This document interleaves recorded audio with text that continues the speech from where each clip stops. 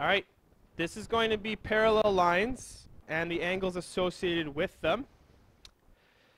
What we can do is, if you want, let's just look at this right here. Can we go, everyone just zoom in on that thing up there. We're on page 113. I bet a lot of you can already identify what's happening here without me teaching you anything. So with my blue pen, and if you had different color pens, this would be perfect. I'm going to mark this angle right here with a blue dot. First of all, that angle marked with the blue dot, acute or obtuse? Psst. Obtuse. So is there any chance that it's the same as this one? Guys, please pay attention. Put your phones down, pay attention, make sure you're on the right page.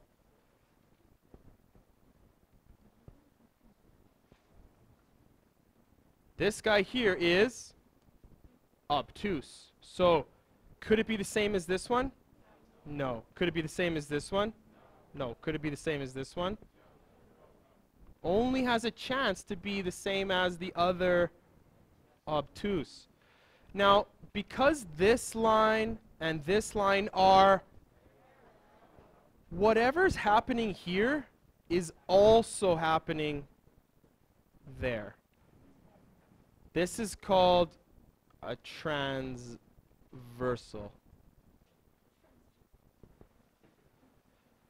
Please don't joke around like that. This is a transversal. It is going to be marked with letter T. Transversal. The parallel lines both cross the transversal, and whatever happens at the one spot also happens at the other spot. I like to think of it as like a neighborhood of points, or pardon me, a neighborhood of angles.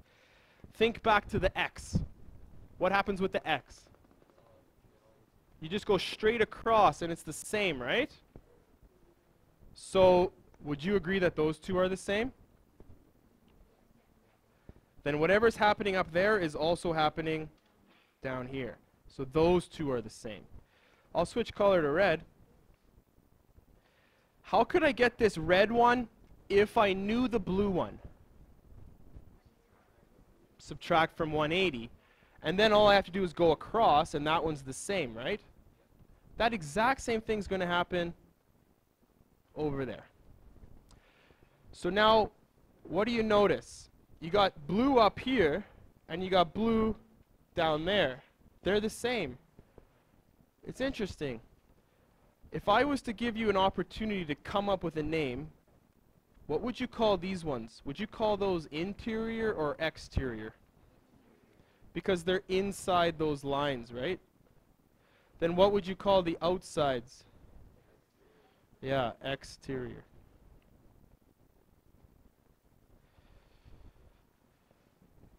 So then, for example, the ones I circle in this ugly pea orange color,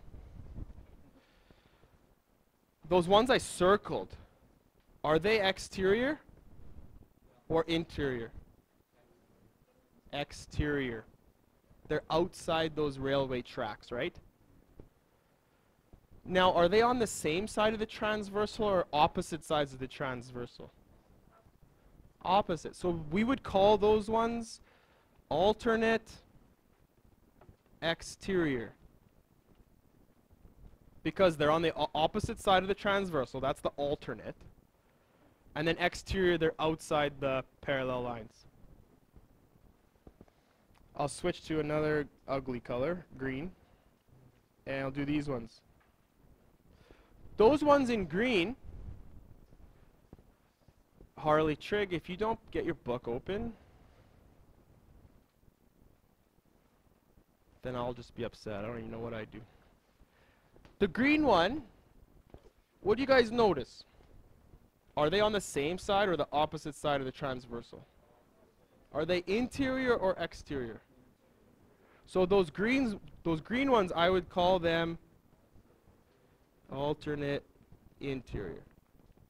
And notice they're both colored blue, so they are the same angle.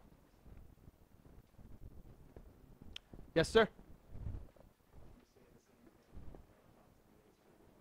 Yep, red dots on the inside of the tracks, those are also alternate interior and they're also equal. Yep. Yep. So, let's go to that blank sheet that you guys have in the back of your book. Some people are looking at me like I got this, and some people are looking at me like, whoa.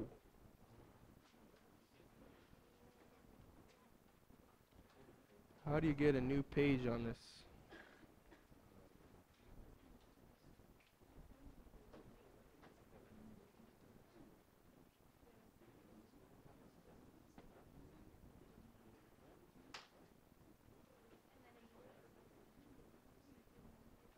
Okay, find some blank sheets.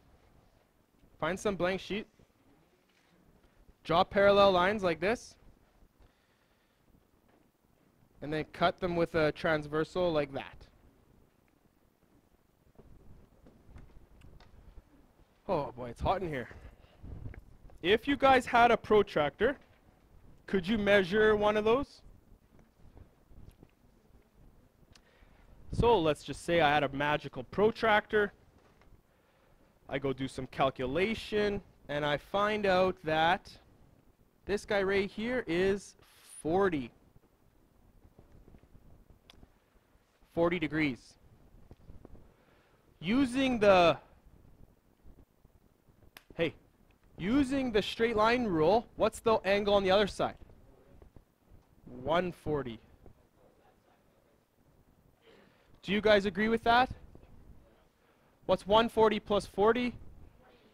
And that makes a straight line, right? From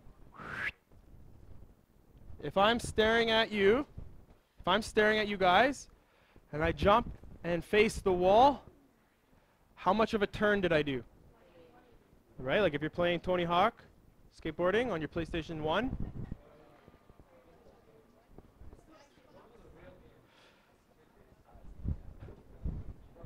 You okay?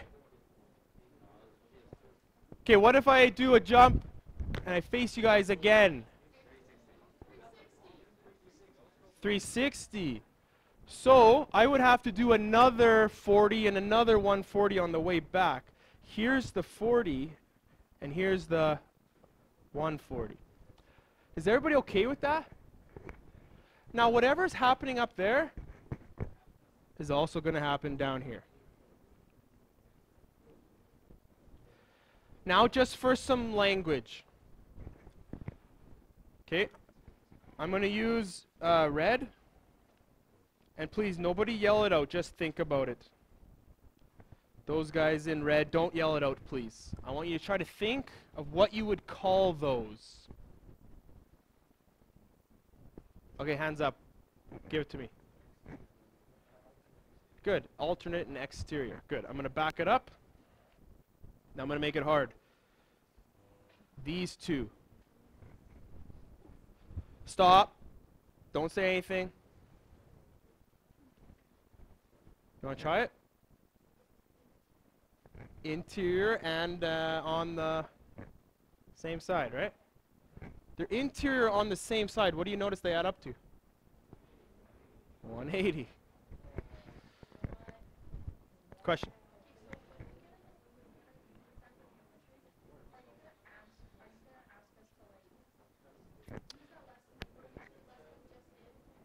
So you're going to get questions like this.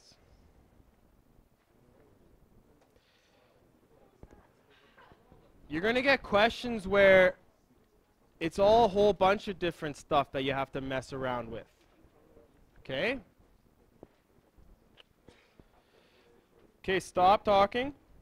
Let's go through some of these class examples.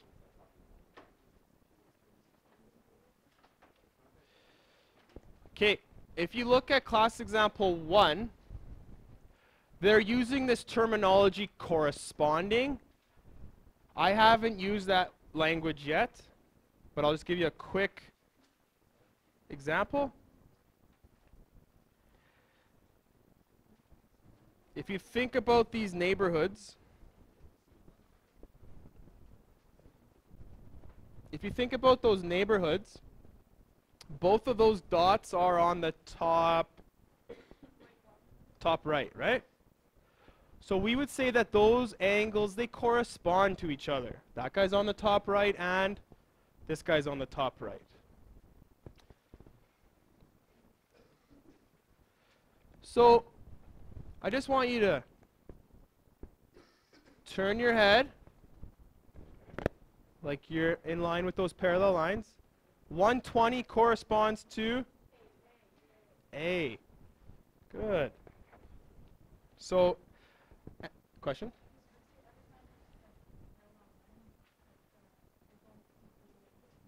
Yeah, you have equality. Yep. Also, what do you notice about 120? Obtuse or acute?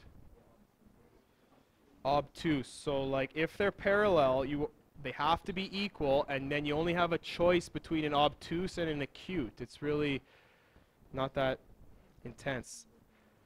Why is that one 60?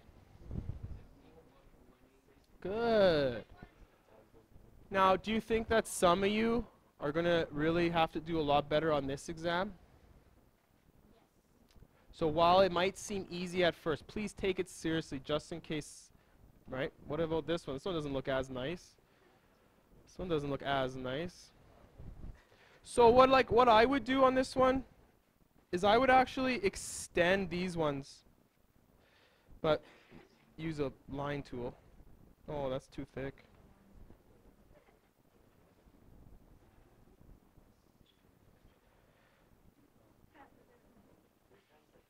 Oh, there it is.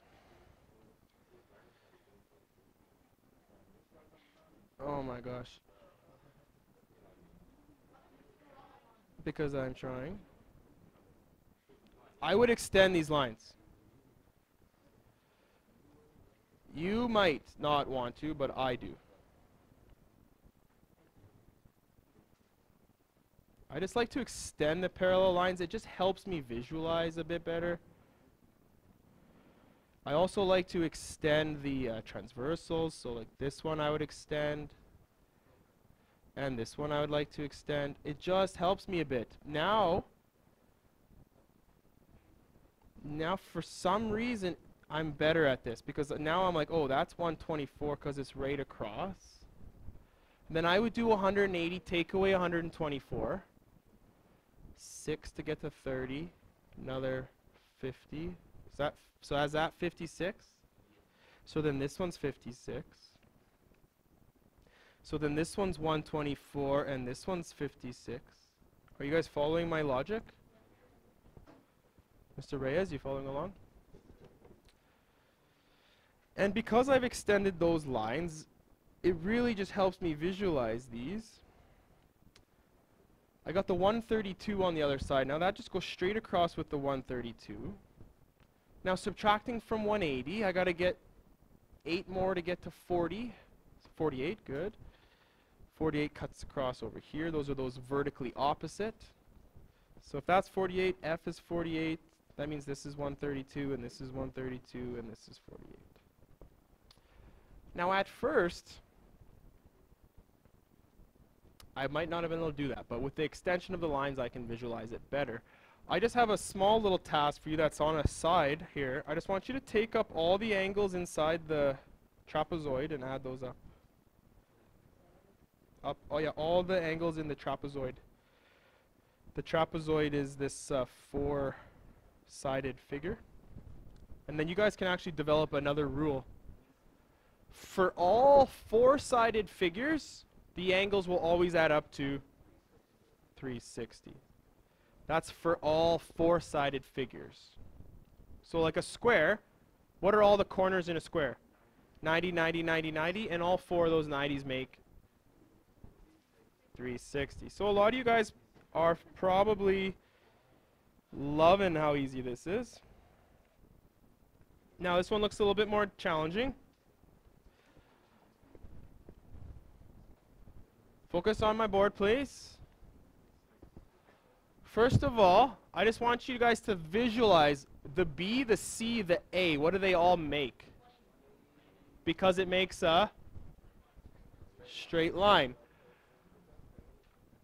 Now, when you're doing problem solving in math, you always try to look for what's given and what can I get. So like what's given? These two angles. Yes. Beautiful. So let's add those all up. 69 and 47 makes 116. Is that right? Thank you.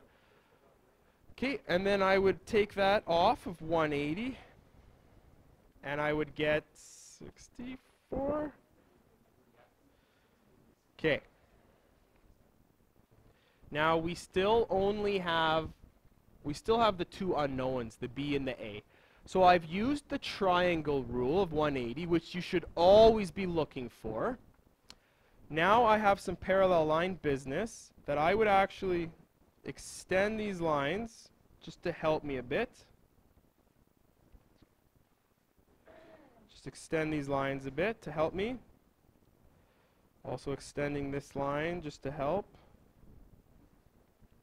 And extending this one just to help.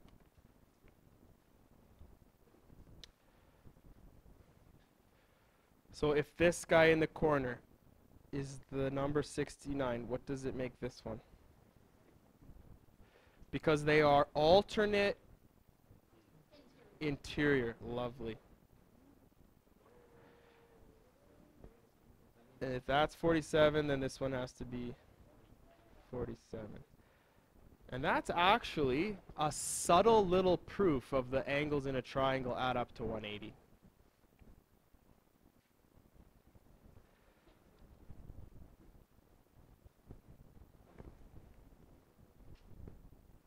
You guys okay with that one? Does extending the black lines help visualize it? All right. Okay, with this one, I just want you to try to brainstorm. Maybe Norvisi, you could put that away. I need you to recognize the symbols. So we have double ticks. What are those double ticks telling me? And what word do we use for that? The double tick on a triangle. When two of the sides are the same. What's that called? Isosceles. Very nice, Harley. So if you have letter E down in the corner, is there another letter E that's identical to it? This one right here. So those are both letter E in degrees.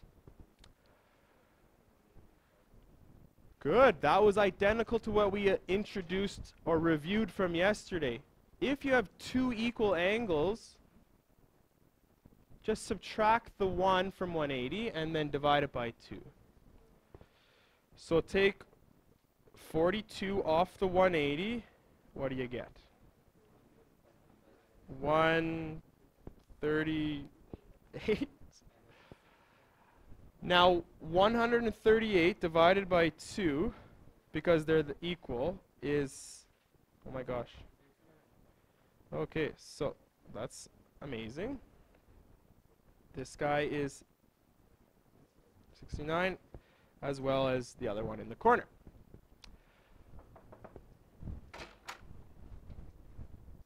Good afternoon.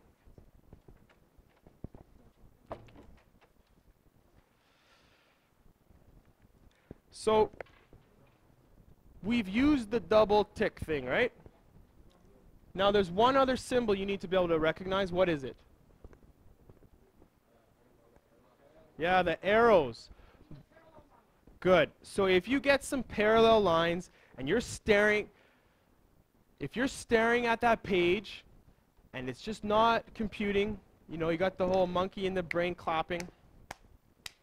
You ever Homer Simpson? You guys ever see that? Yeah. It's just not clicking in your brain. And you got parallel lines. I really want you guys to try to just extend these lines. Okay? Maybe that will help. You can spot the double tick line in the middle is actually the transversal through there. Maybe that will help if you extend that. Okay, so extend those parallel lines and extend the transversal. And right now there's just too much stuff there, so I'm just going to get rid of it all. So this one was 69 and this one was 69.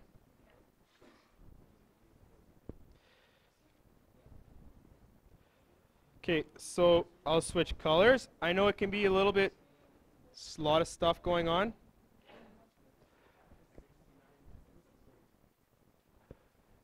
Those ones that are in blue, we call those alternate interior, right? I want you to see if you can visualize a Z. Do you see the Z? If you look back in the notes, this book, this textbook offers you a bunch of letters like the Z shape, the F shape, and the C shape for all the various things. So you can go back in the notes and find those. So this D letter is 42. And then there's only one little missing piece for F, because if you had 69 and you had 42 and you'd only have one more to get to a straight line, take off 69, take off 42, and you'd get 69 again. Is it? Okay. So it should be equal to letter E, because why? Because they are why? What's the word? No. If you extended this, I'll use green. It's on like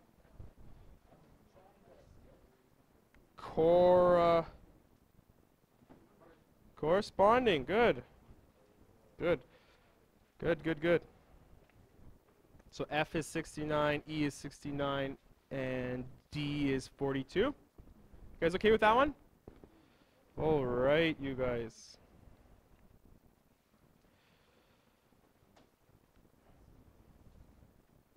Okay. Do the business where you extend the lines.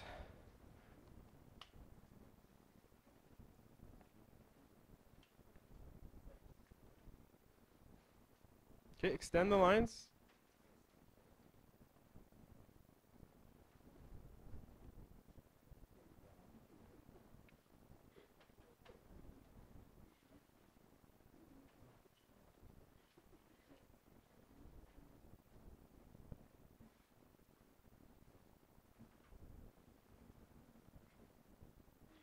All right. Okay, if this one's 48 here, what does it make this one here?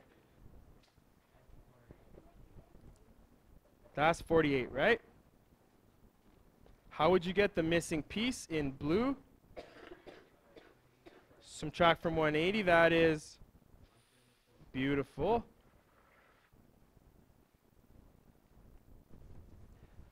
Now this shape is called a parallelogram. Why is it called that? Good. Two sets of parallel lines. And two sets of parallel lines will have equality in terms of angles. The one that they showed this example with these C angles. The C angles always add up to 180. They actually have a good word for it, co-interior.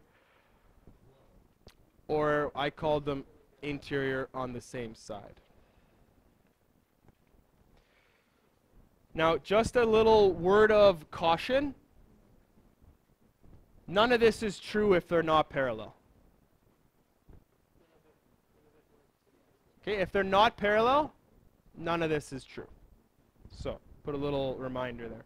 That's like SOHCAHTOA. When is SOHCAHTOA not true? When it's not a right angled triangle, right? So this stuff is not true if they're not parallel. Do you guys think you have enough in your database to try this? Okay, go through the assignment. Yeah. want me to come over there? Okay, we're going to go through number 1 together.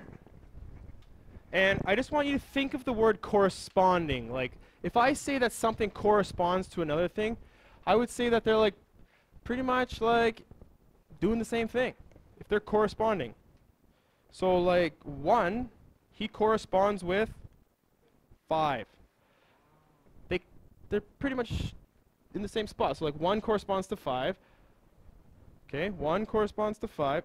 What does 2 correspond to? Good. Because they're like in the same spot in the neighborhood, right? So 2 goes with 6.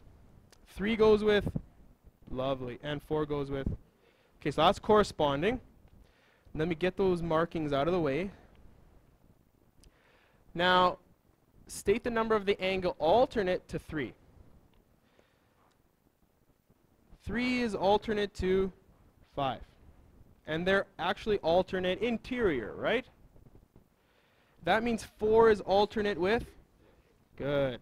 4 is alternate to 6. 4 corresponds to 8, but is alternate to 6.